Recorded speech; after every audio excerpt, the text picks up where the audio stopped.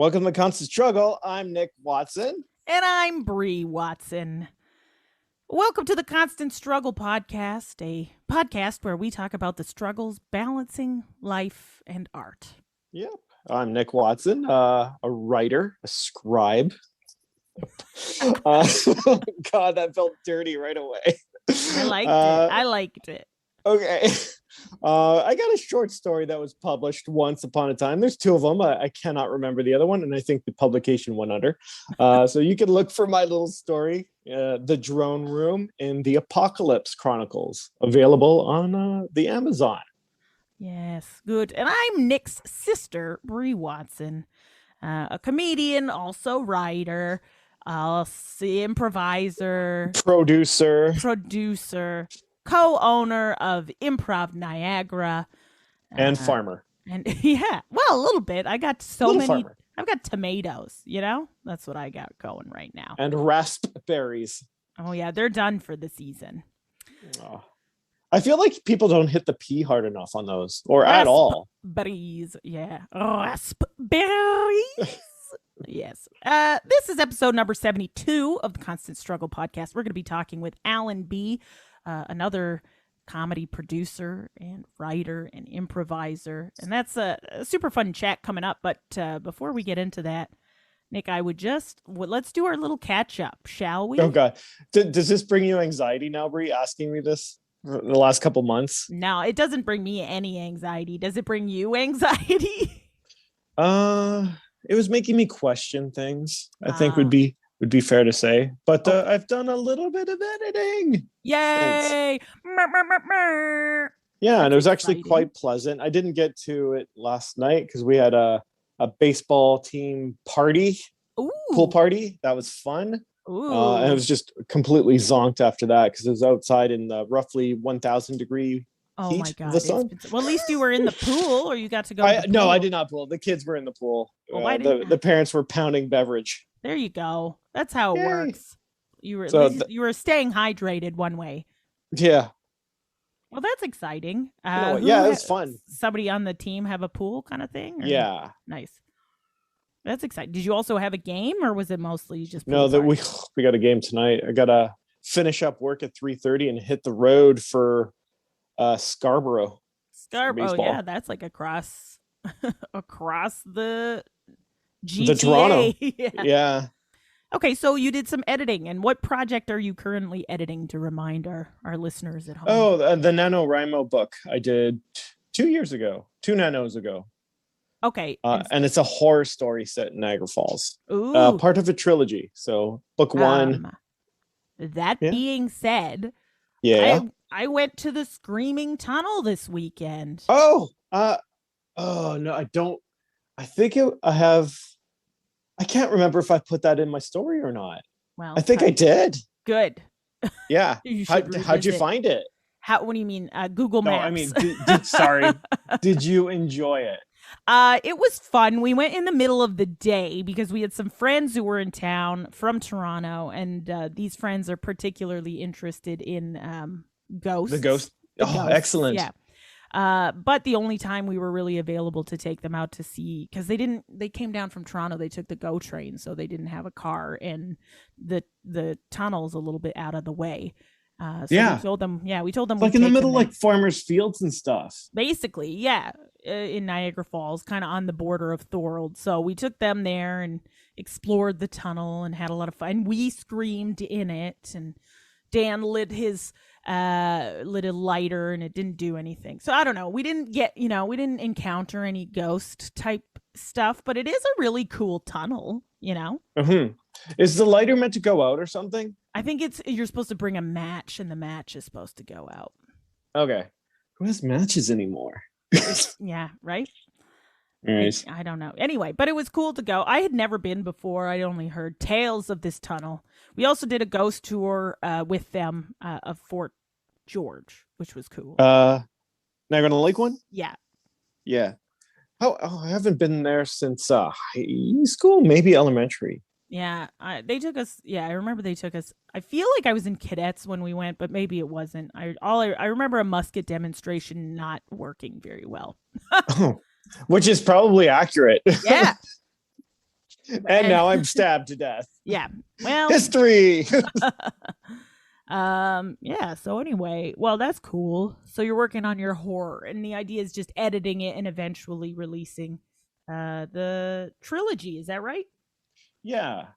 Cool. Yeah, because it's just my NaNoWriMo books, and I just want to do 3 of them. And down the line, if I can't get any editors to pick it up, it's easier if you're like self-publishing to Right. have a series of books ready to go. That makes sense. Yeah. So, maybe 3 years down the line, 2 years down the line, I could get some self-publishing money coming in. That'd be awesome. Yay. I like that. Well, look at that. Yeah, that'd be some something content for the show. Yes, Right? something to work towards for sure. There you go.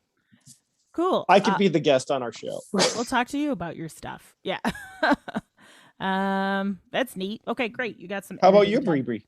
I've had like the busiest week since, I guess, the busiest past 2 weeks in like 2 years. So, yeah, since the pandemic. Yeah. Ugh. We made the silly choice to do 2 shows back to back, one on a Friday night and then on a Saturday. Okay, that's fun. One in Niagara Falls and one in St. Catharines. I mean, it doesn't take a day to get between those 2 places. No, but I think if Unless you're bike riding it. Yeah, I don't know. They weren't super well attended, so that was a struggle that weekend. But this past weekend was the first chunk of the In the Soil Arts Festival that runs in St. Catharines every year. And we did another show. So we did a show on Friday, and it was sold out. So that worked out well. There you go. Yeah, and it was really cool. It was on a rooftop in on St. Paul Street, above the Niagara Artists Center, which is like right next to Out of the Past for context Nice. for you. Yeah. Yeah. It was a very cool location, and yeah, that's all a new build, Bree? No, this is old. If you look like outside it, it's like, was it the old movie roof theater is collapsing? No, it's still a couple. No, it's down the street. It's next to the big church, the big silver spire church. Okay. I don't know if that helps. Anyway, same. Oh my God, we for sure need to do a St. Catharines pod at some point. We should, yeah. So that show went super well. We've got classes starting up in September, which is exciting. I hope people register for them. I also filmed a short film. I was on a short film shoot in Mississauga. That one day you came down to LA. Yeah, that was like, this is perfect. the stupidest. Yeah. No, the shoot was fun. It was just funny that you weren't in the city or you weren't in Mississauga. But anyway, that's what I'm up to. And I'm excited about this episode, and I think people at home will be excited as well. I like the idea of this being of Alan B talking to us about his like business of comedy, right? The business of comedy, of making your comedy into a business, producing things, putting on shows, touring, traveling. Yep. It's the best way to get things done is to do it yourself. That's right. But also the fact that he's juggling a bunch of other non-comedy projects makes it a huge struggle. The second best way to do it is to have your own landscaping company on the side. Exactly. So super interesting episode. Super nice guy. Are you ready to get into it, Nick? Let's do it. All right.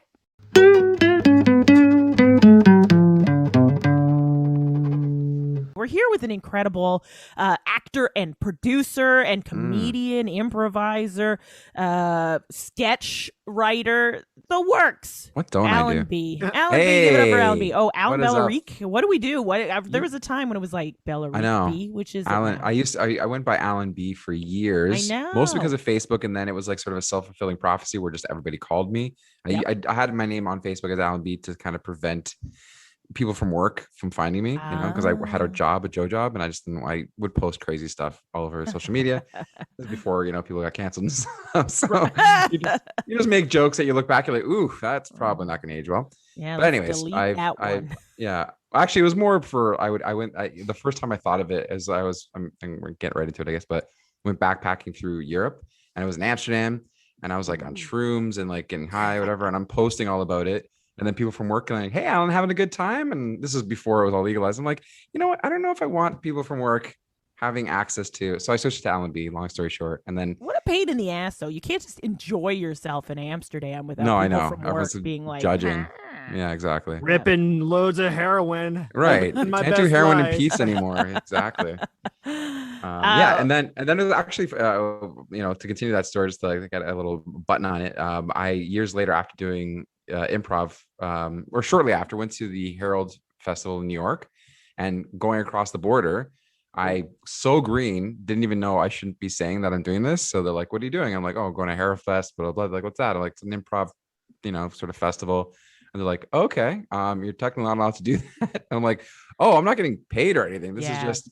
They're like, "Yeah, but still, you could be taking a spot from an American improviser," and like that was the whole whatever. logic. And I'm like, They know what that exactly. yeah. So Every then, American improviser is already there. You know what I mean? yeah. But then they looked up so that my name, they typed in Alan Belerique and nothing showed up. So I was like, because everything is under Alan B, and I'm like, that is a nice kind of little loophole I figured out. So now I just revealed it to the world. So now everybody knows. The cops can kind of totally yeah, crash all the down cops listen to this podcast. This is awesome. I'm so happy to have you here, Alan. Why Thank don't you. we let's jump into the beginnings of Alan, and your artistic Oh my God. life. Did you, when you were in school, were you a funny I bunny? guess so, yeah. I guess I always like to be the class clown. I was a bit of a I guess I am an introvert, which is kind of weird for, I think I've noticed a lot of performers can be introverts, and their sort of way of, And alcoholics. Yeah. is of spreading into the world is like they have this thing that they put their energy. I mean, I've learned about like introverts and extroverts is that the difference is how you recharge, how you get your energy. Yeah. Is being around people or being solo. So maybe introverts being solo, they, get all this energy built up. Like, I'm going to perform now, do my thing, put it all out there. And then like, all right, bye everyone. And then I'm gonna run leave. away. Yeah. Run away and not talk to anyone backstage. So yeah. Anyways, where I was going with that. Yeah. So I noticed though, when it was in class, I was able to, when I came out of my shell, make jokes. And that was kind of how I was able to, it was just put on a show for the class. And did you grow up in Toronto? Around I here? did a little bit of a mixture, but I was born in Toronto, but I moved to Mississauga like even before kindergarten, Okay. So all my schooling was in Mississauga until end of grade 6. My parents moved to Portugal, and we were there for years. So like in Portugal, and that was a sort of a turning point for me. Grade 7, formative years, in Portugal. So when I came back in grade 8, I was way more outgoing. And that was pretty much the first year. Like I remember our teacher, because I used to always do like SNL quotes in class, or whatever, like 90s. This was like Adam Sandler kind of days, Adam Sandler. I'm name dropping him like he's my favorite, but it was more like Chris Farley and those kind of guys, Anyways, yeah, but Adam Sandler was still funny. He was, yeah. He was somehow the center of the whole group, like David Spade. Like even to this day, he has all these movies. He brings all those guys from that era. That's true. So anyway, So then my teacher's like, "Are we going to do improv? Who wants to do improv?" And nobody's like, everyone's like chickening out. So I'm like, yes, please, let's do it. So then I go up, and then we had a huge, and then we did like Goldilocks 3 Bears, and we were like improvising the story, and I was playing Goldilocks. And anyways, the whole class was dying. And after that, I was like, I'm hooked. I just want to do more of this. What I gotta do now. Yeah. Well, why were you in Portugal? What was did your parents have to move for work, or what was? I think my dad just had he was probably 40 at the time, so he was having a midlife crisis. I was like, you know what, good place to go for it. Yeah. Well, I mean, they were born there and they grew up there, and I think there's a little bit of that can't go home again thing where they're here and they're like, we have a big house in the burbs and the big lawn, and we're like ballers over here, but we're also just middle class at best, but if I go back to Portugal, I'm going to be living on streets with doctors and lawyers. I get to be a big wig, show off to my friends a little bit, maybe, I don't know if that was overtly, but there's probably that a little bit in that, so my dad went back, and I think also he was able to buy his own, he bought like a little sort of diner, cafe kind of thing. So he just wanted to be his own boss. But yeah, after being there for a year, he realized he's like, yeah, this is like, you go back thinking everyone's going to be like so happy that you're back and blah, blah, blah. And everyone was just like, they're having their lives, just going on. They could care less about your story, And so my dad's like, I'm going to go back. I realized that, I don't know if where did you grow up? Did you have a town that you grew up before Toronto? Yeah, well, we're from Welland, Ontario, Yeah. which is in the Niagara region. Mm. So this is where we're from originally. But yeah, it is weird when you come back to an area like I'm not back in Welland properly, but I am back in Niagara. I mean, you're and right next door. Yeah, I know. When did you leave Welland? I was 19. Okay. So I left when I was Right. 19. I was like, get me And you lived in out Toronto of until here. Actually, recently? I went from Ottawa for 7 years, and then Mm-hmm. I lived in France for a year, and then moved to Toronto, and then back to Niagara recently, only because houses are more reasonable. Yeah, no kidding. Well, there's also always that dream of like leaving the small town, going to the big city, making it big, and then coming back as, a big shot, I That never was- had the coming back part of it. Just get me out. Well, that's the thing. I guess that was the thing about Toronto. For me, it was either I stay here and keep working because I need to afford to live in Toronto, or Dan buys a house in Niagara and I move to the house in Niagara that is paid for, and we don't have to. You know what I mean? I don't have to work to as hard. I get to work on my creative things. But the only, the caveat is when I go perform in Toronto, I got to drive there and come back. Right. Commute. So I just recently went to Calgary for a week, like maybe last month, and with the Stampede or whatever. But yeah, we were staying in an Airbnb in this like little what was it called? Mahogany. Mahogany was a little sort of suburb of Calgary or whatever. they have their wood neighborhoods. Yes, they're all named after wood, and it was right beside pine oaks. And yeah, anyways, like the houses were gorgeous, and I was just, my God, like the houses are so beautiful here. And then we saw like they're building some new houses, and like houses from 199,000, like Oh, wow. houses, like proper. I don't say mansions. Like you probably get a mansion for like, I don't know, 400,000 out there. Like this is in Calgary. Oh, That's okay. insane. And I was just For like, yeah, Calgary? yeah. And I'm like, Like- well, the only catch is then you live in Calgary, but Right. and I'm sorry for anyone that lives out in Calgary. I'm Oh, sure we're it's not. very beautiful. They chose that. That's Yeah. on them. You made your mean, choice. Yeah, they're close to mountains and shit, which is Yeah. awesome. But yeah, Exactly. I mean, that's no. It's just interesting because Calgary is such a big city. You would think that the real estate would be, but I know like Edmonton's a different story because that's closer to the oil, and that boom is past. So I wonder what that. Anyway, this isn't real estate pod, but it could be. If you're interested in buying houses, contact us here at the constant struggle of trying to find housing. It is Right? That's what this is about. That is a big struggle. Yeah. And where are you now? You're in Toronto, right? I'm in Toronto. Yeah, I live actually in the Stockyards. In a condo. Not in a house. This In is a my house well, you can't see it. you own. That I own. See Yes. that you stand apart from other know. comedians, and we need to dive into that. I mean, that's a whole thing. Well, okay, so I'll just quickly do the little closed note version, which is I in 2008, before the housing market crash, whatever, I bought a condo in Cherry Gardens with my parents. So we split it, and they were like, because I was renting, and my parents were like, "When are you gonna buy?" And I'd been saving, and I'm like, it was way too intimidating to buy a place. But my parents, that's their whole thing, is they would always buy. They always had 2 properties or 3 properties. So they have their house they live in, and they would have another property, and they were doing that since the 80s, since I was a kid. Like a rental property. Probably. Sometimes they had like a house up north. That way they would but then eventually they would rent that out. But yeah, eventually it would be like, now they have like a condo they rent out. They have the house they live in, and then they had a house in Portugal, which they just sold. I just found out like this week they sold it, and So they they're had that for officially years. like, not forget you, Portugal. We're not going back. Yeah, they was just they have to maintain and stuff. But Right. anyway, so they were always like, they're big, proponents of buy housing, don't rent, because it's always going up in value and all that sort of stuff. So anyways, yeah, between me and my sisters, they were like, we're going to help you guys with your first house, your first purchase. But the money will only go towards down. Won't just give you money and you do whatever you want with it. It's got to go towards a mortgage. So I was like, all right, that's a good deal. So anyways, got the condo, and then in 2015 sold that, and then put that as a down payment for this place, which is a semi-detached in Stockyards. Nice.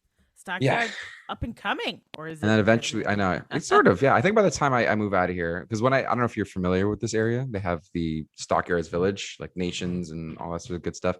When I first moved in, that was like still under construction. Right. So luckily, I think I just kind of snuck under the wire there as well. So Is that like on the east or the west of the city? It's just north of the junction, if you know where the junction is. Yeah. Oh, okay. Yep.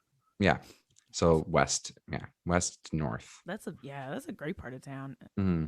It's sort of deceptively out of the way, but at the same time, I get to downtown really quickly, really easily. Great.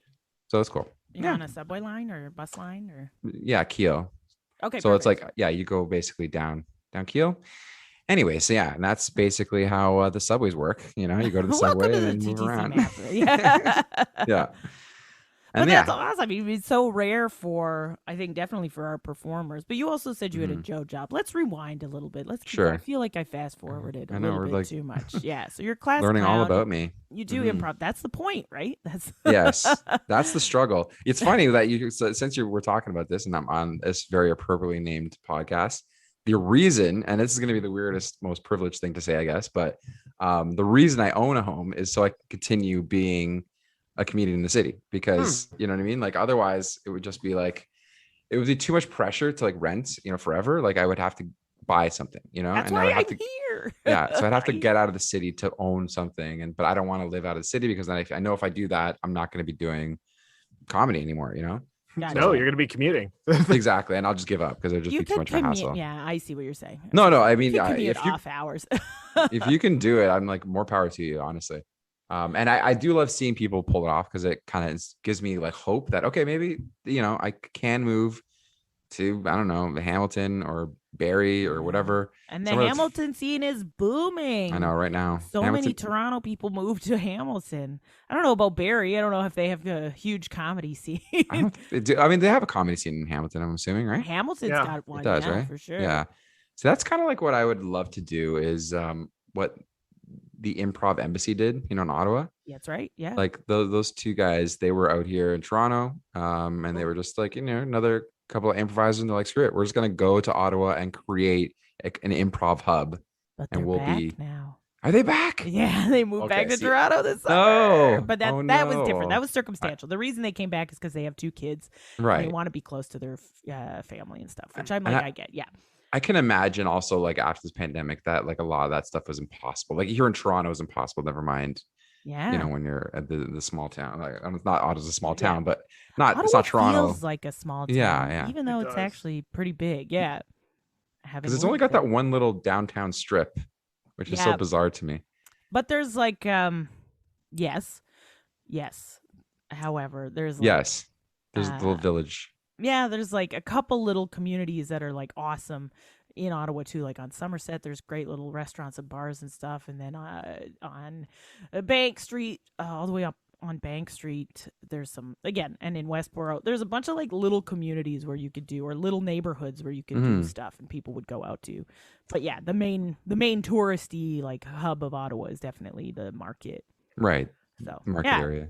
I'm sure there's, so I did not know that. So Improv Embassy is done. Is that, well, no, not necessarily. It's just, I think they handed the reins over to somebody else so that they could move back to Toronto. See, I'm glad. I like that Canada's kind of developing these different sort of comedy centers throughout, I just, I want to find out what city is missing it, and I'm going to move there and create it there. That's my plan. Unless someone steals it from me. What if it's Calgary and you can buy Medicine Hat $1.99? Oh, Medicine Hat, Alberta. Yeah. No, I mean, they do have stuff in Calgary, but anyway. Yeah. But no letters. No letters. In Calgary. Yeah. Oh my God, we can't handle all the complaint emails. Okay, so you're class clown. You do improv. You discover improv in high school, but it's not like the Canadian improv games or anything like that. No. Well, okay. The first one was in grade 8, and I guess what we did, looking back at it now, would be like an almost like a narrative. Sure. But it was like with a structured narrative. So we used Goldilocks and the Three Bears, that story as the framework, and there's all the familiar beats, how it's going to go. But then you kind of, you add flourishes throughout, little jokes as you go. And that was that. And was this then like drama class or English? This was class, so grade 8 is like, this was just class. You have one teacher for the whole day. And then, Right. sometimes like, we're going to watch a movie today. This day, I think she was just like, we're gonna do improv today because I did not prepare a lesson plan or whatever. So I was like all about it. But yeah, then going to high school, I started taking drama and that sort of stuff. And yeah, I guess there was, sort of, I'm trying to think, because that was like, there was like improv games. It was like, but it's all those kind of warm up games, just drive me crazy. You go to Second City and then it's just like do 101 of clap focus for like 8 classes. Hours. And you're like, yeah, like, can I do scenes yet, please? Yeah. So that was really, then when I moved to Toronto, that was like when I went to Second City. But even that, it took me, I was a bit of a late bloomer in the comedy world because I was kind of floundering. I moved here when I was like 25 almost. Okay. And, you go to, at the time, this was before Facebook. I'm aging myself right now, but you go to Second City and, you do your classes. And after class, you're like, all right, bye everyone, I guess. Like, where do we go? What do we do? There's no comedy bar at the time. It was like, there was no, like, where's the community? How does the community work? Yeah, I think that's actually a big problem with the way that Second City is structured, is that once you finished your A to E, there's no like, okay, but now what? Yeah. Even if there's something like, okay, great, like let's bring you in and do some grad shows or whatever. Let's build, and I guess there's no like infrastructure for continuing nowadays, improv education. I feel like, and I don't want to sound like, again, this old timer. There's like a lot of old timer sounding stuff. But anyways, kids nowadays have it so easy. Okay. Because there's Facebook, you can meet someone or you see someone on stage and then you can be like, oh, I see them on social media, see what shows they're doing, go to their shows because there's like Facebook events. None of this stuff existed. You have to go to Now Magazine and flip through Now Magazine and see comedy listings. If someone posted it, then go to the thing. And if you're a social extrovert, maybe you'll have a fun time. Otherwise, you just sort of stand there and like don't want to approach people because you're like, I don't know what to say. Like, can I be an improviser now, please? Can I play with you? Yeah, exactly. So there was a lot of that. Because I didn't come to comedy until like much after Facebook. Like Facebook was already. Yeah, because I started in 2005, 2006. Yeah, and it was like right before, started, and so I kind of like left for a while. So when I came back 2008, 2009, like people that I was around, like a good example is I took what's called a Second City class with Ken Hall, and he was brand new. And then I left for 4 years, and I come back, and he's like. Two-man no-show Ken Hall, superstar. And I was like, damn, that's happened in 4 years. So I thought, okay, I just 4 years for me. And then turns out I'm not Ken Hall. So it didn't work. We can't all be Ken Hall. No, I know. Yeah. He's one of a kind. He's one of a kind for sure. But okay. But in that process, is that when you started? Because we'll talk to different performers who perform a lot, but you're a producer as well. You like to run shows and put shows together. What was that out of? Like, what do we do next? What's after? Yeah, I mean, again, like you were saying, like it'd be great if like Second City or these other schools had like, okay, after. I mean, I think they're kind of toying with it now, but like after you graduate, they show you, okay, how do you apply this in the real world? Like in college, you go to college and they teach you how to get an internship or whatever, so that. Now the real world application, because one thing to learn about it, but then how do I do the real world application of this, and so yeah, for me it was like actually incidentally I was, like I said, so I was I'll just back up. I had a job, I had a 9-to-5 job, and I just couldn't. What was it? I worked at it was called Intercon Security. I actually worked with Daphne Joseph, Daphne Coco Daphne. Yeah. So I worked with her at this. Intercon sounds like such an office space. Like, yeah, isn't it? Yes, it was exactly all that, and I just hated it, and I wanted to get laid off so that I can go on EI, so I could then pursue comedy. This was honestly my honest to God plan. That I was just like, if I can get laid off and go on EI, I'll have it made. Like that's my dream, right? That's a bummer. Yeah. Long story short, I figured out how to do that after 2 years of working hard at getting laid off. So and then I went on EI for a year, and then I found out about this program that's like the Toronto Business Development Program. Ooh. Where if you're on EI, you're eligible to have them teach you how to start a business. And I was like, I'm gonna start a comedy show business. Why Where not? I just produce comedy shows, and that's how I make my money. Didn't exactly pan out, but what I did take away from that was like producing comedy shows, and kind of put a fire under my ass for that kind of stuff. And then I just kind of kept it going ever since. So when I started in 2010, like legit, it was already, with This Is Not TV, which is like the first thing that I still kind of use as my, baseline for all my stuff is, Connect 40 or This Is How We Duo. It's all for my This Is Not TV page. So I like doing it. It's like one of those things where it's like, if you're an actor, sometimes the best thing you can do is just produce your own thing. Your own work. Yeah. Your own work. Yeah. There's a lot of people, that's it, right? They're just happy to come in and perform. But I mean, when you produce and you have a show to be on, you don't have to wait for somebody to ask you. You're making it yourself. Yeah. And what was This Is Not TV first? Was it always just so it started as a sort of variety show.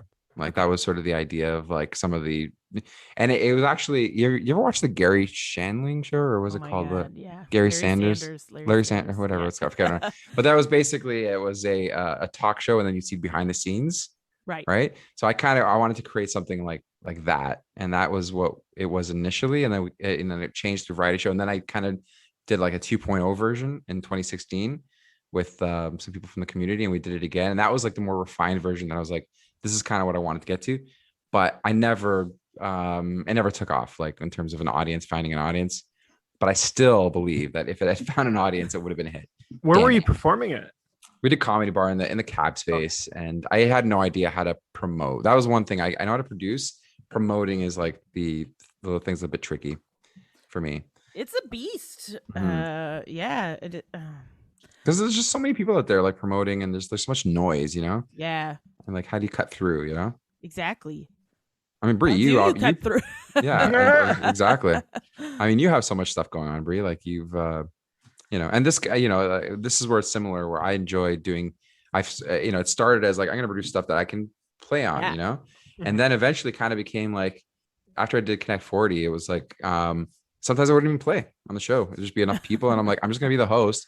And you kind of realize it's like, I actually kind of enjoy creating a community show, a show that just people get to show up, and like, even if that's what I'm contributing, to the community, that's pretty cool. It's, it's for reference, Connect 40 is a show where Alan casts 40 performers to do an improv show. Holy cow. 40 performers. Yeah. Every month. And they do every month. And they do, what is it? Do you mix, or is it groups of 10? 4 groups of 10? So 5 groups of 8, 40. I was going to say, what's the math here? Yeah. Yeah. 5 times 8. I think it checks out. And it's always so fun because we always play different. Each group plays a different little format. Yeah. So it's excellent experience for people who. And I always thought this was important too. And I think I see it a lot in your shows. It's not everybody is already in a troupe. Not everybody has found their people yet. Well, there you go. This kind of goes back to what I was saying originally when I started. I'm like, how do you like? Yes, if you have a duo, you have a group, great. I'm brand new. I don't know anyone. I don't know any other improvisers. How do I get to know people so that I get to be like, hey, let's do a duo together? And, and so, I like creating these shows because it's like, and going back to like before Facebook, now we have the Toronto Improv community on Facebook. Oh my God. An amazing resource that I just post up. Hey guys, I'm doing a show this date. Who wants to play? And people are like, me. And I'm like, great. And log it all. And you're all on the show, What's your dad doing? Anyway, yeah. Sorry, I got a little distracted here. What's he doing? He's just watching, on his phone with the audio. I'm just like across the table from me. I'm like, do you not see him doing something here?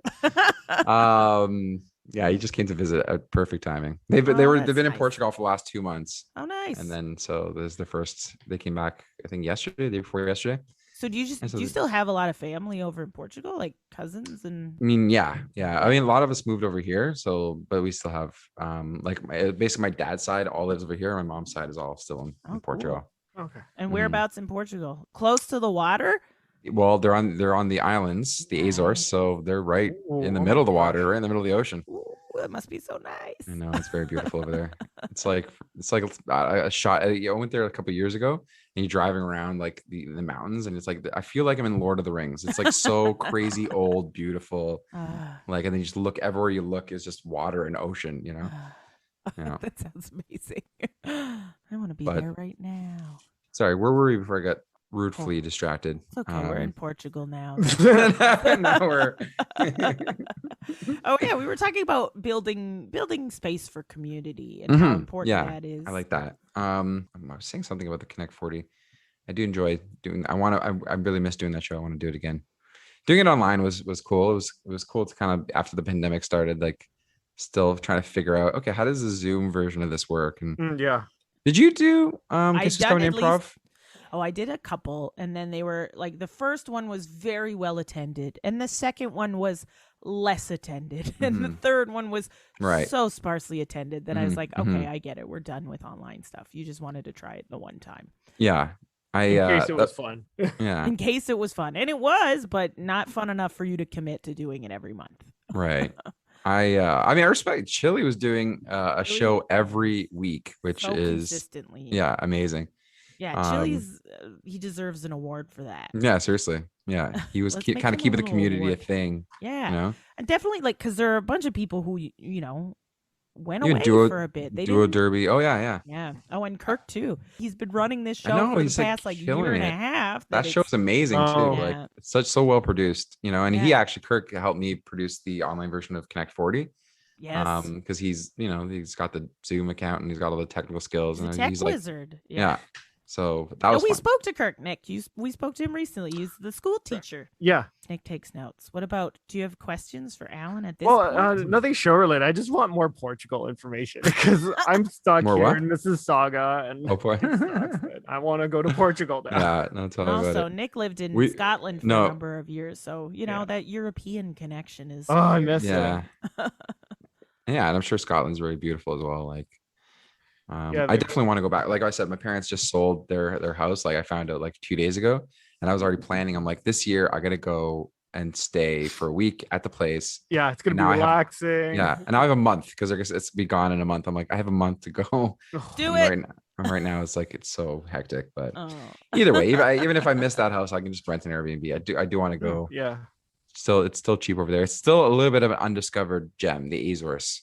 I'm gonna put it out there, and now it's gonna be, just super popular. Packed. I'm gonna get Yeah. those tourist dollars from hopefully the Azores. Good. The more tourists you can get the old improv community growing in Portugal. Exactly. Portuguese Azores. improv community. Oh my Do you god, speak Portuguese? very badly. When I lived there, I was like very fluent. Like I went there, and then after a year, my cousins came and visited. Like all the Canadian cousins came and visited, and then I remember being there, like speaking with people like in Portuguese, and people were looking at me like, "What the hell? Like, how you're fully Portuguese now?" Yeah. And then I came back, and then just years go by, and then you see them again. You try to go back into it, and you're like, there's a lot of ums and like, oh god, how do you say this word? Because I speak to my parents in like Portuguese.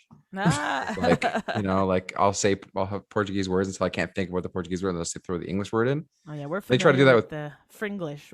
We're definitely Fringlish speakers Oh, with our mom. Yeah. Right. You guys both speak French? We, Yeah. Poorly Right. as well. It's getting worse and worse. So wait, what was that? What was the town you grew up? Was it Welland. Welland, Ontario. And Now. And Yes, Welland that's is a what little French bit of a for. fusion of French, English. Yeah. So Welland had like industry. So there were a bunch of people from Quebec in the early 1900s, I want to say, who Yep. I guess didn't have work. There wasn't a lot of work in Quebec, so they moved to Ontario, and there was a small French Canadian community from Quebec who had settled in Welland, Ontario, because we had a cotton mill and other like I don't know Steel. I don't know if we had steel at that Oh, point. steel came later. probably. Yeah.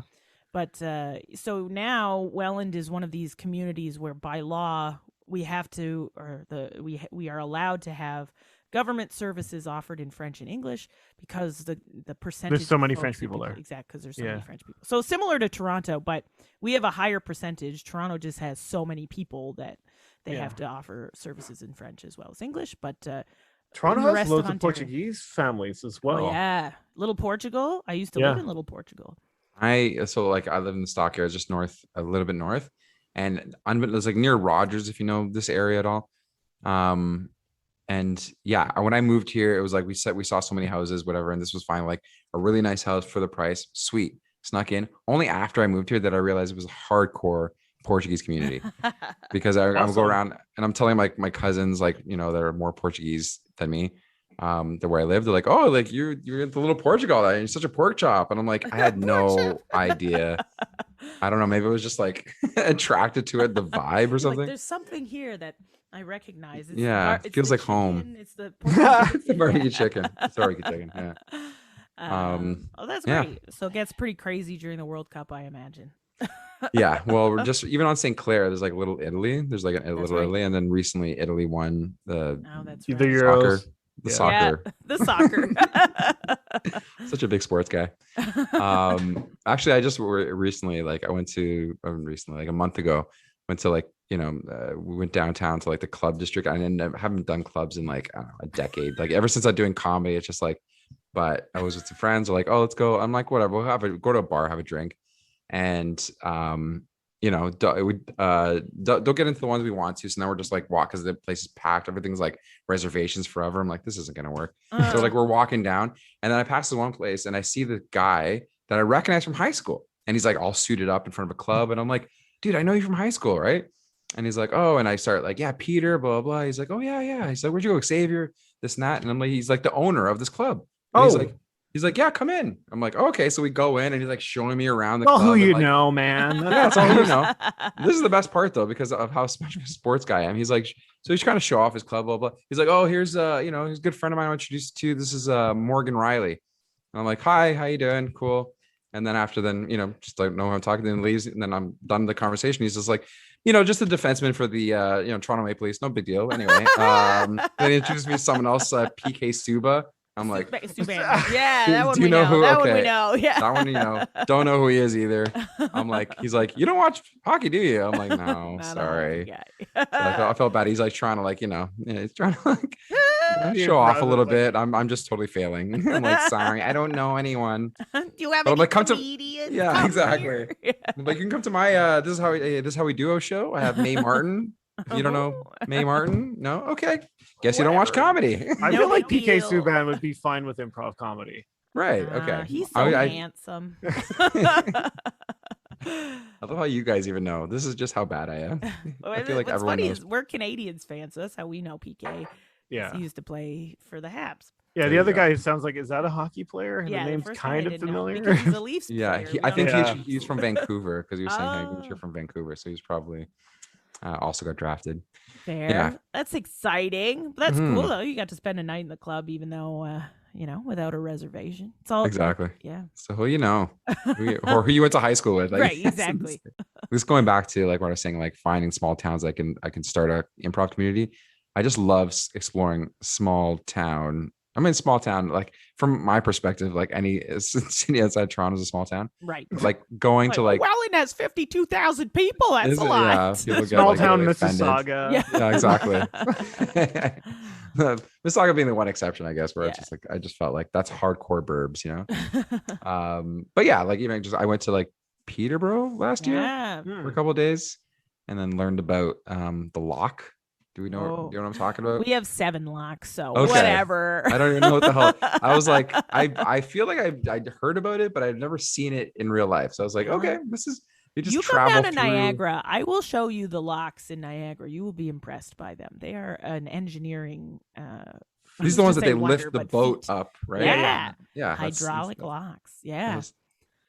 And that, you know, and then apparently the highest one was in Peterborough. Oh. At least that's how they promoted it on the boat. I could be Come lying. to Peterborough. You'll see For the highest lock in lock. Canada. And have some ice cream. I think, are they pretty close to the Kawarthas? I think. Yes, Yes, they so are. got the Mhm. Kawartha ice cream factory. Oh, so it must be nice and naturey up there. It is. I love a good like small town Main Street kind of Mm. setup. Mhm. Yep. Oh yeah, they have actually a Fat Belly Mamas in Peterborough. There's like What is that? Cajun restaurant. Oh, That's so phenomenal. Like honestly, like that trumped all my Peterborough experience. I went to this restaurant and then I was talking to someone and they're like, we're just talking about Cajun food, not even Peterborough. We're just talking about Cajun food. They're like, oh, there's actually this really good Cajun restaurant in Peterborough. I'm like, are you kidding me? That's the one place in Peterborough that I blew my mind. Someone like was go out of their way. Fat Belly Mamas. It stuck in my head because it was so good. We will shout them out on this Yeah. episode. We're promoting Welland. We're promoting Fat Belly Mamas. I'm a cooking show. Yeah. Yes. Maybe that's, yeah. I was gonna say, maybe that's it. Maybe you do improv in different Cajun restaurants and that's your, That's my thing. that's your TV show or whatever. Well, no, the show is do like improv and do like the one really awesome little restaurant in the town as well. Totally a big tangent here, but I was just because you're thinking about like these small town. Yeah.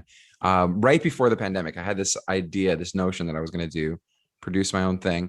I wanted to do a YouTube channel about the Toronto comedy scene, the Toronto comedy community. Like make every episode like a different, like those sort of like Netflix series where it's just like David Attenborough, like Earth, and then he has like there's the dry lands, there's the wetlands, and then there's the Arctic, and then he explores all the different. I would like to do that with the comedy community and make every episode like stand up, improv, sketch, and then sometimes just like venues or like right, exactly. Yeah, and just sort of because it's like Toronto has a very rich comedy scene, and even if you were to go and bring in Ottawa Embassy and bring in I don't know whatever they got going on in Hamilton. Hamilton had the staircase for a bit, but then anyway, the pandemic changed some things around there. So we'll see. We have to see what comes from. Yes, that, I'm so I think curious. The same thing is like Guelph. It's like this pandemic took on the Making Box. It took a bit of a hit on some of these theaters. So we got to see, what's going to rise from the ashes of these places. No kidding. I'm really curious as to what the community is going to look like after this pandemic. Yeah. That's kind of why I wanted, I just recently did, and I asked you to play This Is How We Duo. That's right. I haven't looked at my schedule yet. That's how busy I've been. That's good. Yeah, busy's good. Well, let me know. But I do want to kind of keep these going because I feel like that'll help keep the community intact, in my own little small way. Especially because right now at Comedy Bar, there's no more than 2 people allowed on stage. So it's the perfect format for a show like that. Yeah. And this is actually, now I'm going to get into the weeds of a structure for the show because I was thinking about bringing Guess Who back to Comedy Bar, but my concern was most of the time the performers are in the audience. And I don't know if we're allowed to leave the audience and come up onto the stage. No, because they have a little velvet rope at the end of the stage to separate. And I was like, it's never been explicitly stated. I'm sure if I read through the fine print, through the weeds, it would say not to, but I'm like, the only reason that could exist is to like make sure that performers don't come to the audience or vice versa, like to kind of keep that separate. Right. Well, and I know they want to make sure there's that 2-meter distance between the performers on the stage and the front row of the audience. But yeah, I think at this point, we're not in a place where Gary wants people moving around in the audience coming up to the stage. So does that mean, were you in the main space for your show? Main space, yeah. And so did you keep all of your performers backstage basically? Yeah. Well, this one it's a duo show and everyone's like, so there's you're playing with your duo partner. So I just have a set list running order. And then the rule is you can only have 2 people in the green room at a time and then 2 people on stage at a time. So then I would tell everyone, okay, just watch your running order. When the team before you goes up, you wait in the green room, and then it would just kind of rotate like that. So they come off, you guys go on, the next team goes into the waiting room, and so that's to get really technical how that would work. But I was like, remember like when the rules came up, I'm like, okay, that's interesting, because because you have one of the shows like we can't do just like a big old long for you can't do the Connect 40. Connect 40 in that because there's no way of that many people in the green room. Well, I messaged SoCap about that, and I was just like, oh yeah, that's probably gonna be a while before I could do that show again. Yeah, because that's where having that many people on stage, even though So do you know what's going on with SoCap as far as reopening? I mean, the only thing I know is in speaking to Ralph, that he's going to slowly, I think he said 2 to 3 shows a week. I might be misquoting him, but something like that, where it's like they're going to start really slow and then build from there. And I think he's going to do stand-up stuff to start, That's what because it's easy to have a single stand-up comic on stage, you know? Yeah, and then everybody just wears masks. Like to move around and touch each other. Yeah. And and it's always groups, like, sketch and improv. It's like Yeah. notorious for at least a duo. Very rare Yeah. when you get like solo improv. Yeah, or solo sketch. I guess solo sketch is a bit more popular these days. Hmm. But even then, I prefer a duo kind of sketch team. Like, 100%. Yeah. yeah, it's about that relationship, that back and forth. Absolutely. Yeah. Yeah. The dynamic. Hmm. Yes. Interesting.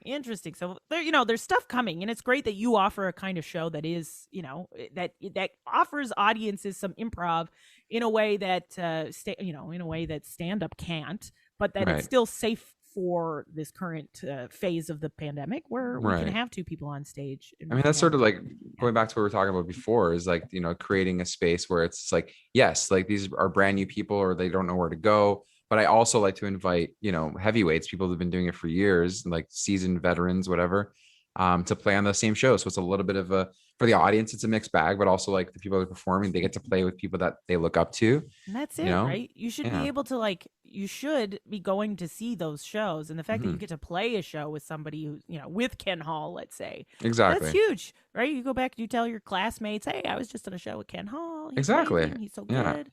And it's going to motivate you to hopefully to do more shows and maybe try to one day get on that level, Start finding your Isaac Kessler, who's going to pick you up and twirl you around in the sky. When will I find my Isaac Kessler? Oh man, what a fun duo. Yeah. Well, that's great. I'm glad so the show okay, is going well. Yeah. this kind of I was dancing around this, but I want to know about this improv Niagara, because basically what I'm saying is I'm finding those small towns, quote unquote, towns that don't have a comedy hub and creating it. I feel that's probably something you've done over there with Niagara.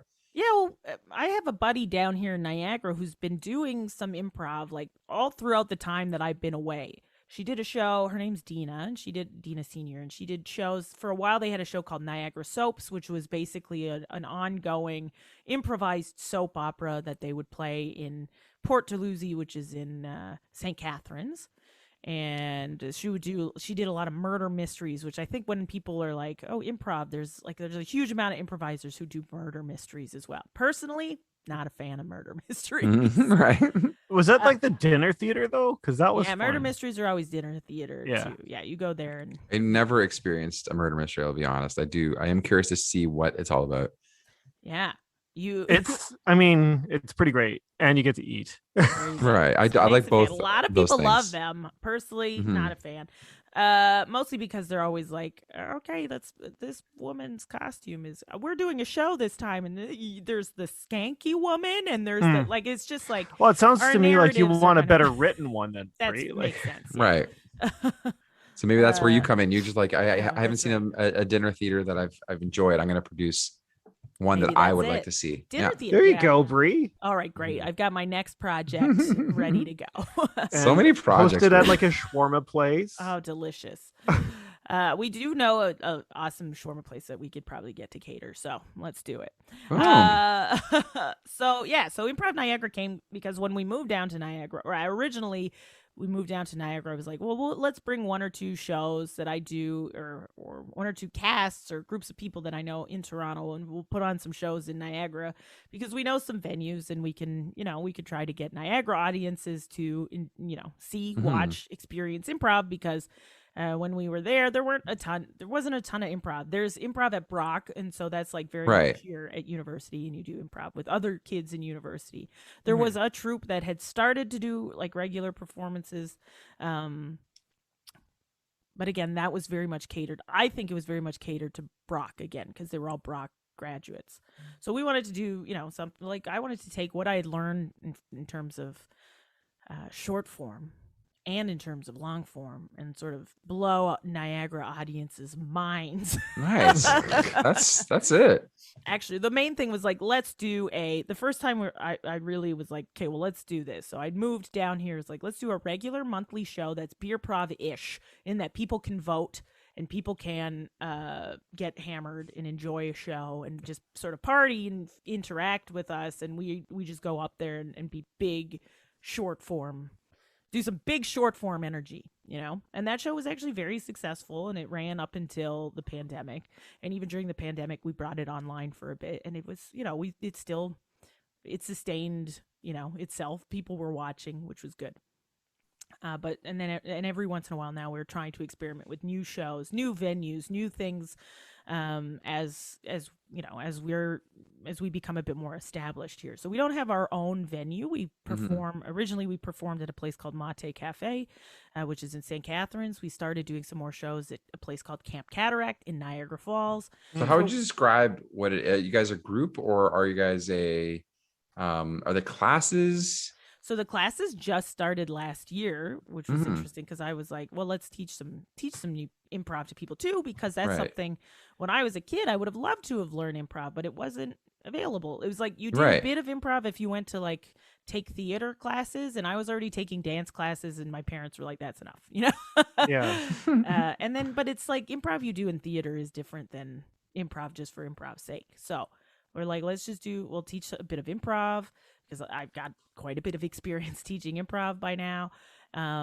So we started classes, and during the pandemic, we did a couple of them online, but they weren't nowhere near as popular as in person, right? People aren't as interested as doing this stuff online. So we're starting up again in the fall. We're going to be doing a couple more improv classes, and now we've established a nice relationship with a theater space, or like a studio in Niagara on the Lake called Yellow Door Theater Project. So we're going to do our classes out of there. Yeah. So I feel like classes, the second you have classes, you're in, because then you get a venue, you get a stage, it's like a foothold. Exactly. Then the classes, they graduate, they become a team. Yeah, and then they perform on your stage. You get audiences. That. Yeah. But for the most part, we were a group of people who had done some improv. Some people had not, so we had to train them really quickly, but they had done acting. So they had done either stage acting, or one of them was an on-screen actor. So he had done a bunch of commercials and short films and that kind of stuff. But he was very funny, so he took very naturally to improv. So for a bunch of them, we had to be like, okay, real quick, this is how we do this. Well, it's kind of funny because this is not, I'm not like revolutionary, but it's just funny to think about, or improv skills are basically learning how to be a kid again. So a lot of people are just like naturally just kids, because kids are just natural improvisers. They don't even have to be taught certain like game of the scene and all that sort of stuff. They kind of just get it implicitly about how these things work, where it's like, adults are like, what's the angle here? How are you trying to screw me? Exactly. Yeah. Well, we already have your money, sir. So right. But then you get older and you're like, I don't want to look foolish. I don't want to look like a damn fool. And then, but when you're a kid, you don't care about any of that sort of stuff. No. And so it's just like, kind of learning. I'm a giraffe. Yay. Yeah, exactly. Yeah. So Nick has teenagers. Have you seen that shift happen in your kids already? Are they? Well, not really. They're not. Like Mackie's just completely. No, she's in sullen mode right now. Like in a room reading books. Right. So Mackie is an introvert, we can say. Yeah.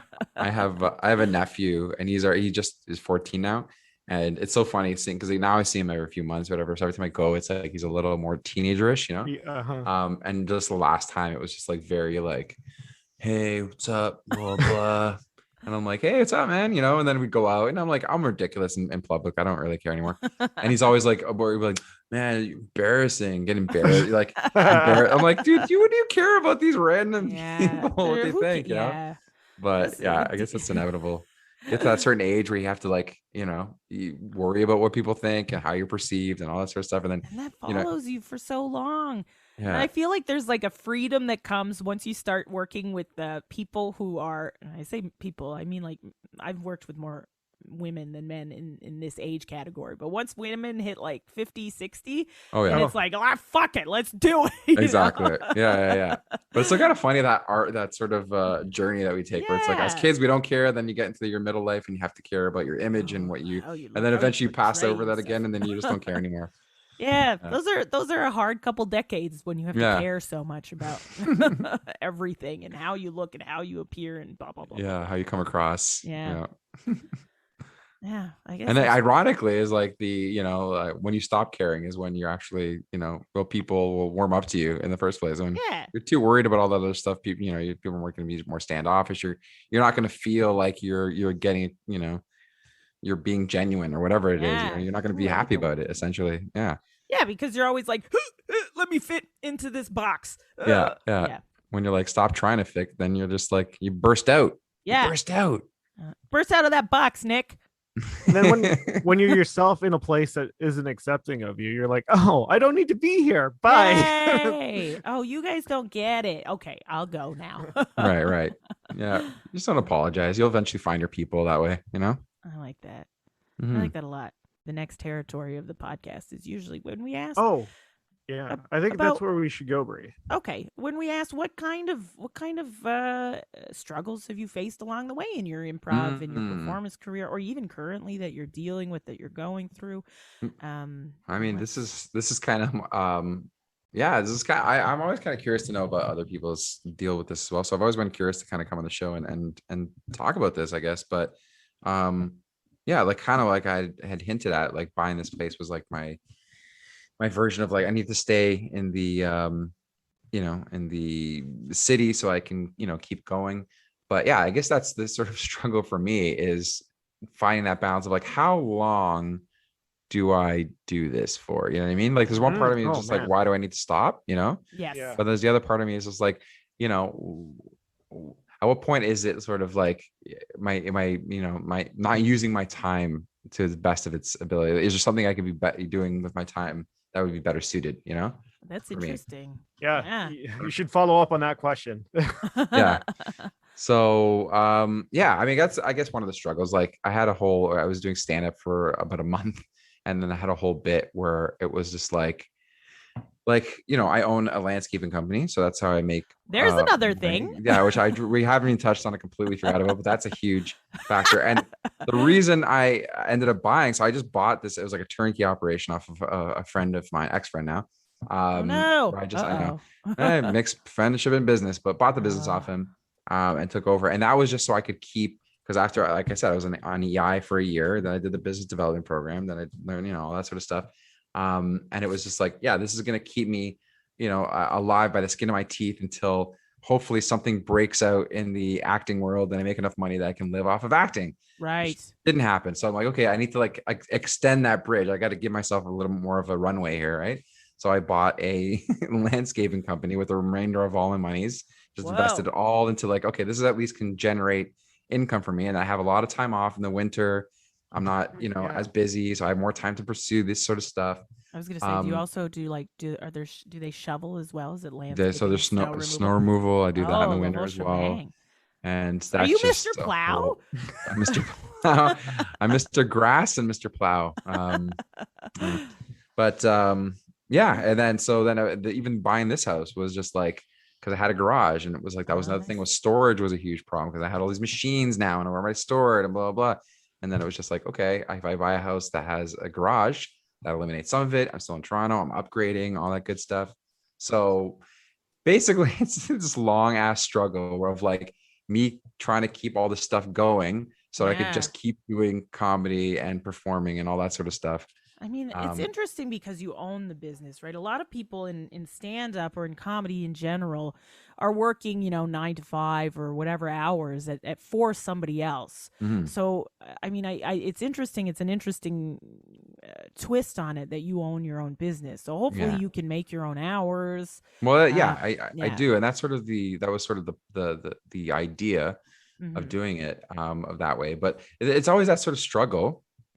Patent ding, ding, ding, ding. Of trying to balance the two of like, okay, so I have this business that I have these clients that are waiting for me and they expect this, they've given me money, so I have to like devote some time to this. And it's not like I can't just like, if like you that does the labor, or do you hire people to do it? Yes, that's been another struggle, is like trying to get someone to like just do that part of it. You just go and do the work part. Yes, so I can just sit here and count my money. Right, but sometimes that's easier said than done as well. And I've had a guy for the last year, and like right when things start to like pick up steam, and I'm like, okay, it's happening. Like now I've got an agent. I'm like, it's it's work. And then they're just like, oh, I found another job, and they move on. And that's just like, I've only worked on this for a year, getting it to a point where like now it's starting to do it. So now I have to start all over again. And so that's another constant struggle that I'm having. Kidding. Hiring people is a thing. Yeah. So you have an agent, though. That's positive. That's a step in the right direction. So you have an agent for acting and stuff. And do you go out for a lot of self-tapes, or do you send a lot of self-tapes to that kind of stuff? So I should probably back up. So I had an agent, proper principal agent before. Okay. That was before I was ACTRA, and I was going to auditions ACTRA. and stuff. Now I'm ACTRA. But at the time when I first had a principal agent, I was not ACTRA. So that you get like a call, the night before, Tuesday night. Wednesday, tomorrow at noon, you have here's your audition, here's your thing, you got to go in. I have a whole day planned tomorrow already. I have my whole landscaping day. So I'm like, but you know what? I bought this business so that I could be flexible. So whatever, I'll take tomorrow off. I'll go do this audition in the middle of the day. Go do it. It's like, hold this cup and say, okay, thanks. Thanks for coming in. Bye. And I never hear from them again. That was like my whole day. Right. Didn't get paid for it. I now missed out. And now the next day that I pushed all those, days from Wednesday to Thursday. Now Thursday's raining. So I can't even go out. So now I'm now I'm double screwed. And it was like, it became so frustrating just having an agent, principal agent for that sort of stuff. So I was like, I'm going to not have a principal agent for a while and just do my own thing. Interesting. And so I did comedy for years. And then just through doing that, I shot a pilot with my ex now, Izzy, and for CBC. And then we, I became ACTRA because she was ACTRA. So I got bumped up to ACTRA. So then I remember always remember thinking, shot the pilot. Did you guys write it together? Yes, we did. It was a pilot for CBC. What's it called? The GEM for the online, the digital thing. Yeah, but it was great. CBC. Still CBC. So and then we were able to, so I became ACTRA through that. And I always remember thinking, because before I had a principal agent, I did background work, I did extra work, and I was like, if I ever become ACTRA and I have like time, I'm gonna go do background work as ACTRA, because that is a whole different ball game. Better food. So exactly, better food, better pay. Meal penalties, overtime, all that good stuff. So I've been doing that for the last few months, pretty much since November of last year. So pandemic times, they started doing stuff. I'm like, let me get in on this action. What kind of movies have you been on? Oh my goodness, I've done some pretty fun stuff, I think. One of my favorite ones was the show called C with Jason Momoa on Apple TV. I played one of the soldiers, the blind soldiers, whatever. So everybody to be like blind and stuff. Yes. So everybody's got, and it's like their helmets cover your eyes. So my face is all you get is the bottom half of my face, like Batman styles. But what was cool was I had a scene with Jason Momoa. So I got to I bet he was a cool dude as well. He's a very super. He's like it's one of those he's tall, good looking, muscular, and you're like, maybe he's a douchebag, and then he's like super friendly. Like, all right, fine, you got it all then. Screw you. I don't care. No, he's really cool. Like, he's very boisterous and like just on set, just constantly like laughing and like bringing everyone in on jokes and all that sort of stuff. So, my God, that sounds great. Yeah, that's what you want to hear. Yeah, you don't want to hear like, he spent the whole time in his trailer just being a dick. He's method. He poked both his eyes out before every scene. He's just a party. He's like a party dude, Oh, nice. Yeah. Oh man. Oh, so I did that. Yeah, and then other than that, it's really cool stuff that I would do. That was like my favorite because it was. But you're writing too. Like you write as well. You wrote this pilot. Are there other things that you've written? Yeah, well, I mean, sketch too. We do Fringe. Right? Yeah, I did Fringe. One of my favorite things was. We did Hey 90s Kids You're Old for the Fringe Festival. And we did that for years. We did it first in 2014 at Toronto Fringe Festival. And then we did it, the last one that we did was 2018 in New York. And did we see each other there? Because my sketch duo was there for that. Yes, I think so. Was it the but we're changing our name because nobody knows what a utilidor is. And we're tired of explaining people. Explain it one more time, Bree, just so everyone. Utilidors are the tunnels under Disney where they bring the garbage so that when you're in Disney, anyway, we called ourselves the garbage tunnels under the happiest place on earth. Right? Aww. That's nice. I feel like garbage tunnels would have been a good name. Maybe we should have just stuck to garbage tunnels.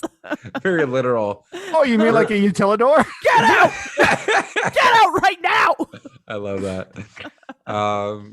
So Hey 90s Kids Are Old, we did that. And so that was written by the director at the time in 2014, but she brought in like this really beta version, like the 0.1 version of it. And over the years we because it was me, and Izzy and others, and then Mark Hallworth came in, and then we just also became like, because we did our first one was in Toronto in 2014, like I said, but then right after, our next one that we went into was in Frigid Festival in New York, and so that trip was a whole other experience, because the director got us an Airbnb for just the cast, and she stayed with her tech guy, which is her brother, at a different place, like a family place, right? So all the cast. By that point, were you like, I'm going to New York to visit friends?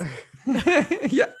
You know what? That's funny you mentioned that, because that's exactly what happened. And then when I got to the border, I was just like, because then they said, the last time when I said I was going to go do the Herald Festival, they're like, we're going to let you in, but you cannot say this next time you come here. I'm like, cool, message received. So I get to the thing and I'm like, hi, I am going for travel, tourist, sightseeing. He's like, are you sure you're not doing a show? And I'm like, no. No. He's like, okay, and luckily, again, I was still named Alan B. So they looked up Alan Belerique and they didn't find much. But if they typed in Alan B, it would have been performing. Like, come see in New York. We're going to be playing illegally at the Fringe Festival. And, don't tell anyone. This story was just insane. Like going to the border, so I'm saying, like, they took my phone, for example, the typing in, looking online, then he's like, we're gonna have to take your phone, and I'm like, what? And I'm like, in my head, I'm like, I can just refuse, right? But then I'm like, then they don't let me into the country, right? Yeah. So I'm like, this is such a weird position to be in. You're like, all right, so you're gonna go through my private phone now just because you want to, And I'm like, okay, so I give it to him, and then he's like, tell me the password, and I'm like, okay, so and he's going through, and I'm like sweating bullets, because there's like 3 text messages. My last text messages is like, one's from my roommate, like, hey, have fun in New York. Another one's from my dad, like, oh, I'll see you in 2 weeks. Third one is from like Mark, my, that's doing the Fringe show. Like, hey, what are you going to say at the border? What are you going to say at the border? And I'm like, do not click on that one, please. And he's going through my text, and somehow he missed that one. So I don't know, just a face from my side, but that was a very intense. And then meanwhile, I went separate from all them. So I went separate from the whole crew. I went by myself. They went on the same time. They had their whole own horror story where they're going across, and they're like, yeah, we're going to a birthday party, right? That was their whole cover story. They're like, okay, where it's where New she York. live? You don't need a cover story. You're like, I'm going to see the Empire State Building. Yeah. Anyways, they also got in, but it was like this whole bullshit of like, they didn't know the birthday. They didn't know her name, because it was the director's sister's birthday. So like, oh, a friend's birthday. What's her name?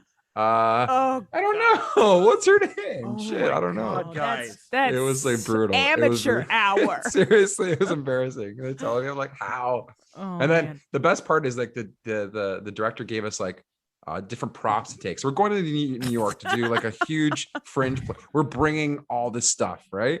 So my job was to bring in. There was like one of the gags was there's like an old school cell phone, like a 90s Zach Morris kind of brick cell phone, and the one I'm carrying is, so there's a proper one, and there's one that's like broken, right? So it's like the 2 parts and all these wires in between, because like in the show it gets thrown off the stage, and then we come back and it's like all this broken version, like, look what you did to my phone, right? So I'm carrying this broken one, so it's a cell phone with all these wires, and they're like, okay, so pull out whatever this stuff is in your bag, and here I am like, post 9/11, like, this is not a bomb, I promise. No. And so they're looking at it, and I have to explain. I'm like, this is an art piece for a friend that I'm doing. And they're looking at it, like, okay. I mean, he must have known this is nothing. You know what I mean? This is just like wires and like, what is this?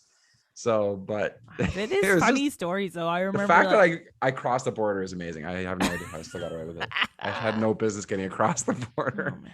We've had like Sketchfest. There's always like a message from a couple of the American artists coming down for Toronto Sketchfest, and they're like, so we like, for one of our sketches, it's crucial we have ninja swords, but we can't bring them over the border. Does anybody have ninja swords? It's like, I know. It's like, what a stupid art form we do. I know. It reminds me. Have you watched? I mean, have you seen? I think You Should Leave With Tim Robinson. Yep.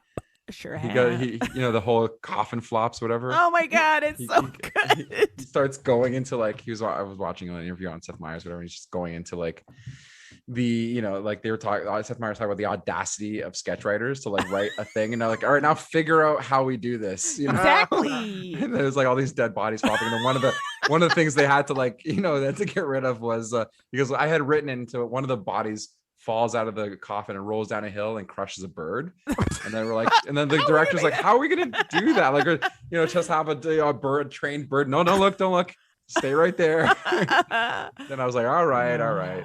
But that's so good. Nick, have you seen this? Yeah. No. Oh my god, you should watch. I think you should leave. It's on Netflix. It's Netflix. Yeah. Netflix. Yeah, we went on a ghost tour this weekend, and it was taking me like everything, not to be like any of these fuckers ever come out. And anyway, just drop a huge cum shot. No. Oh man, it's so good. Anyway. Yeah. But it sounds. I don't know, Alan. It sounds like it's constant. And for some people get lucky and they get the success like right away or early, or they get it. But for some of us, it's an ongoing kind of journey. And well, I respected how many shows you had going on. Too many. In the 4 times, it was just like, you were rocking like so many. So I always enjoyed that. People that were found a niche. There was Guess Who's Coming to Improv. I can't think of the other one that was like a big one for you. Yeah, this was interesting because you're talking about how you're like this is not TV. How your show was like, I don't know, it never found its audience. For me, it was What If. What If never found its audience. Oh, and I always thought that was such a cool concept for a show, but it never drew in an audience. Because What If was like, it was like basically Sliding Doors, the improv version. Right. Okay, I do kind of remember this. Right. It was like, we're gonna improvise what the future would have been, or what your alternate universe would have been like if you'd made this decision instead of this other decision. You could always try it again, though. I do actually remember seeing that show. Especially in Niagara, or you could do it over there. I've done it in Niagara once, and then we started a new format the other day. Actually, yesterday we tried a new format, which was a lot of fun. It was kind of narrative based, but we take like a childhood object that you lost along the way. So Nick, like your GI Joes that we threw in the lake, and we're kind of like, where they went. No. Yeah, oh for sure, 100%. They joined the Navy. And so we'll take like if ever there was something important to you that you lost along the way, we're going to tell you like what happened to it. So, and it's just like an A and B story, improvise, that we mix it up together and nice. Play with. And it was a lot of fun.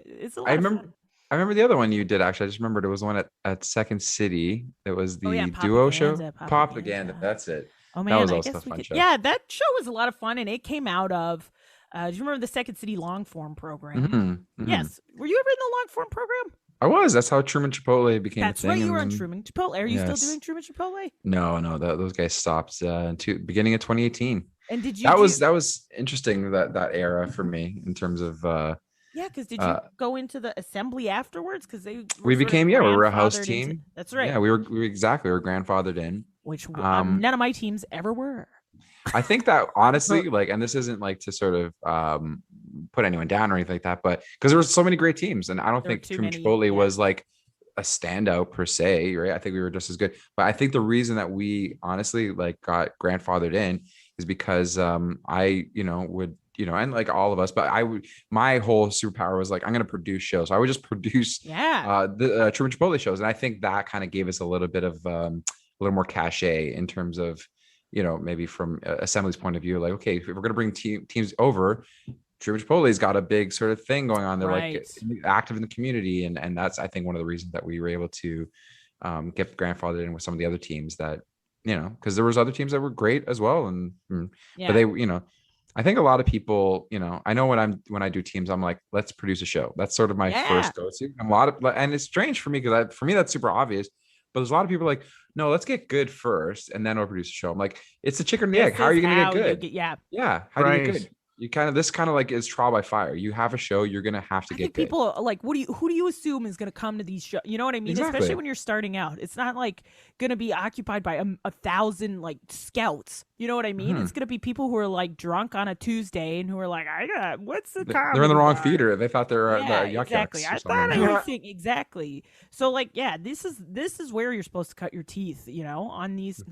I feel the exact same way. Alan, I feel like we're on the same wavelength as far as producing goes. For sure. I always feel like we've both sort of been running simultaneously as far as this goes. Yeah, this is such a weird. I was just trying to remember, because sometimes I like to think about where I first met someone. Do you remember where we first got to know each other? Because we've known each other forever, and I can't even think of where the beginning of it would have been.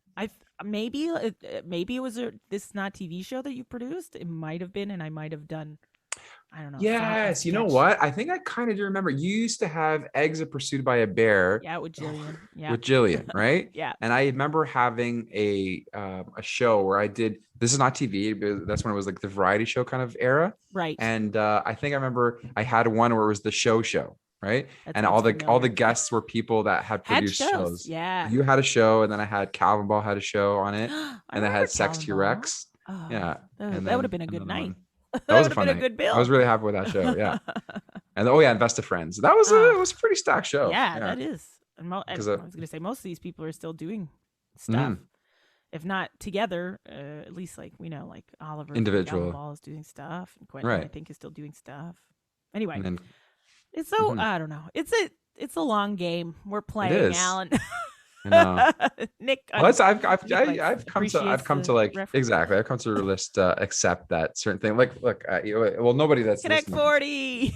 I'm wearing a Connect 40 T-shirt, my own merch, which is a whole story in and of itself. Because the year, I don't know if you know, I might have already told this. I tell this whoever will listen to this story because it's just so frustrating and hilarious to me. All right, is that listen up, everybody. Okay, Connect 40. I did when I was at my 40th birthday. Oh, right? 2019, March 2019, and I was like, I'm gonna do a sort of show or whatever, right? And we'll see how long it goes. And then March of 2020 would have been the 1 year anniversary. So I'm like, you know what? For the 1 year anniversary, what I'm gonna do is I'm gonna create because I started giving gifts away in the shows. Yeah, I remember there were DVDs. I thought, you know what? For the anniversary show, I'll do something cool. I'm gonna make a bunch of T-shirts, and then I'll just give T-shirts away, and then people in the community will be walking around with Connect 40 T-shirts, and that'll like kind of perpetuate. And we'll see if I continue the show after that. But I'll at least, even if that's how it ends, that's a cool way to end. So cut to March 2020. I don't know if you guys have heard about this, but there was a pandemic that like literally my show was literally March 20th was when it was scheduled. I created the T-shirts, assembled the show, and then a pandemic came, and now I'm like been wearing these T-shirts just waiting for this pandemic to be over so I can finally do something with these T-shirts. So I have like a whole box of T-shirts upstairs still. Yeah, we have some. I'll trade you for an Improv Niagara shirt if you want. Sure, absolutely. Okay. Absolutely. We have a similar thing. I have a drawer full of like, big city improv shirts, Detroit Improv, Embassy Improv. I've never done the Detroit Festival. I would have loved to. I was never on a team that drew their eye enough. Truman Chipotle, somehow we snuck in. That's another border conversation. Why you in Detroit? Birthday. Whose birthday? By that point, we got a lot better. It was just like, we're gonna go see, this building. Whatever you look on Wikipedia, Detroit. What are the things they mentioned? I'm here for your Chevrolets. Crime. We're gonna go see Eminem. Yes. Eminem and St. Clown Posse and Chevrolets. Oh yeah, they are. I'm here to buy some Fago. Oh man, this was fun, Alan. I'm so glad we were able. Thanks to for having me. This is great. And then of course, let me know about This Is How We Do. Yes, I will. I'm like, if I had my schedule, but usually it's right here, but I don't know where it is. Anyway, we'll see. Oh no. We'll see. Yeah. Probably unless there's a class happening. Yeah. That's Well, I hope you guys have learned about my constant struggle. Well, no, thank you for sharing your constant struggle with us, because it is like it's so interesting to hear everybody's different sort of everybody's hustling, and it's so hard to hear everybody's different hustle and how unique they are, because how many people do you know that we've talked to, Nick, that own their own business and are still none. like, well, this is fucking, Right. I mean, the home ownership's a big standout as well. That's true, right? Yeah. I'll take it. I mean, I know like we're already ending here and stuff, but it's funny though. Like and Bree, you talked to enough people about this, just how many people are in Toronto. Like, is it just me, or is just Toronto very hard to sustain as an entertainer? Yeah. Like, I don't know how anybody. I remember coming into the scene, I'm thinking like, there's like information I'm missing, right? Like, how do people make money? And I'm like, you know what? I'll just do this long enough and I'll figure it out eventually. And then I realized the answer is they don't make money. Yeah. There's just no money to be made. You just are poor if you're a performer. Yeah. I don't think it's like New York with like audiences ready to give money to be entertained. Yeah. I have this whole thing of like even shows like people that promote produce shows for $5 tickets, and then it's like, how are you gonna make? Yeah, exactly. Yeah, how are you gonna make and people are like saying, please do not do shows for $5. Like producers don't make shows for $5 anymore because it makes the rest of us like we're trying to charge $20 for a show. Yeah, we're trying to elevate this art form. Yeah, exactly. And I don't know. I've heard both sides of the argument. Like one being like there's got to be a place where people can just try stuff that's not going to be good, like amateur stuff. Like we're not going to charge $20 for that because you can for $20 you can go to movie theater and get popcorn and all that sort of stuff. Yeah, I've had that argument before, but it's like, you know what, what's missing at a movie Thor it's nothing. Thor is not missing from the movie theater. He's there all the time. What's missing is that it's not live. It's not in person. It's not happening right now. You can't talk to the actors after the show and be like, great movie, by the way. Loved your movie. Yeah. I think, and maybe, I mean, you've been mentioning it throughout this episode. Maybe that's it. Maybe you start traveling. Maybe you start doing a bit of touring. Maybe you start bringing your stuff around. I always enjoy that. Yeah. Small Town Ontario tour. Why not? The Alan B. Small Town Ontario tour. That was one of the favorite things we did with 90s Kids. We created one show. We did it for 4 years all over Canada and then in New York a couple times in Chicago. You and me are producers. Let's produce a show that travels because I love traveling. Okay. Let's do it. It's okay. You heard it here first, folks. Yeah. It's happening. I'll go all the way around Ontario. Yeah. I love it.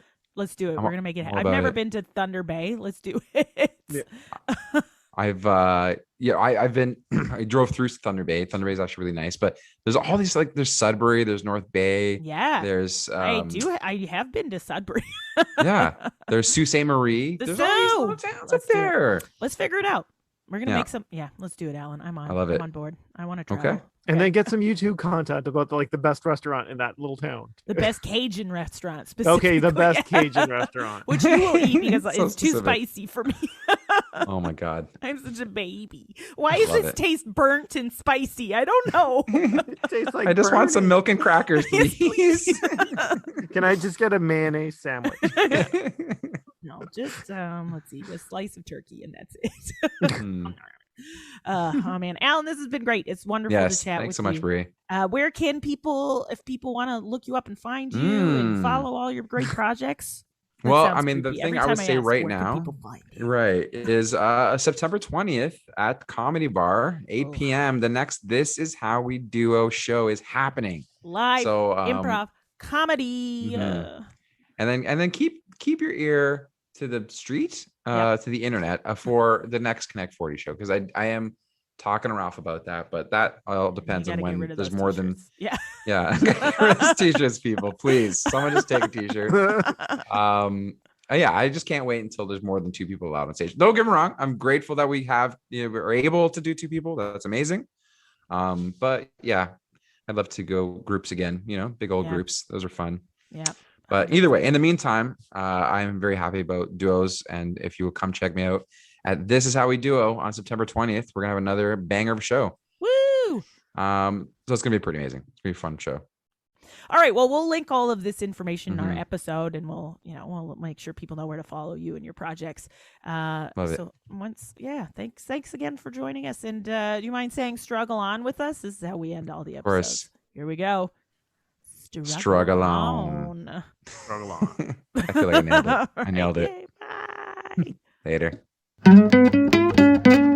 This has been episode 72 of The Constant Struggle. For more information about Alan B., our guest today, check out our show notes at theconstantstruggle.podbean.com. That was so much fun. Alan B., what a guy. We got to get those t-shirts. What do you think, Nick? I love that he's got like that drawer full. Was it yeah. And it's a quality t-shirt, Bree. Like at the end of the day, COVID can't take that away from us. That's true. It can't take away quality shirts. I'm excited. He's asked me to do his show, and that would be my first show back in Toronto. So hopefully it'll work out. And it'll be a really big show. Really big or adequately sized show. Because there are restrictions that we have to follow. But we will, of course, share all of this information with you, how to find this show and how to find Alan, because that's what we do. If you liked this episode and found it helpful, share it around and maybe it'll help someone else's artistic struggle along the way. Who knows? Like, share, subscribe to our own Apple Podcast, Podbean, Spotify, and Google Podcasts thingies. Yeah. And feeds? Are they feeds? I'd call them a feed. Yeah. Get fed on those things that I just said. Yum, yum, num, num, num. And don't forget to follow along and play at Struggle Pod on the Twitter, where it's a cesspool of depression and politics. But not our stuff. No, not ours. To be fair, I almost tweeted something yesterday that was like, ooh, this is funny and about the vaccine. And then I was like, nope, fuck it. Yeah. Too much of this. Speaking of trash advice on vaccines, you could follow us on Facebook. On our fan page at the Constant Struggle Podcast Facebook fan page. And don't get any information that will threaten your life from Facebook. You only go there for artsy stuff. That's right. And pictures of your grandchildren, obviously. Yeah, that's cute. Those are cute too. A lot of grandparents listening to this podcast. I bet. Mm-hmm.